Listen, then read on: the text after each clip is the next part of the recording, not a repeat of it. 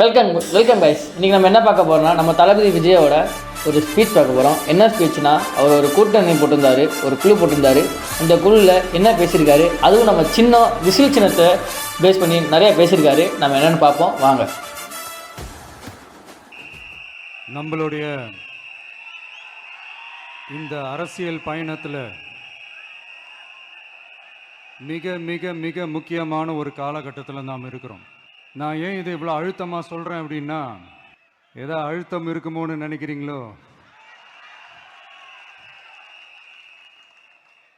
அழுத்தமா நமக்கா?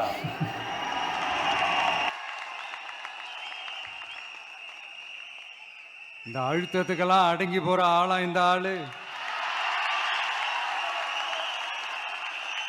இந்த மூஞ்சா பார்த்தா அப்படியே தெரியுது உங்களுக்கு?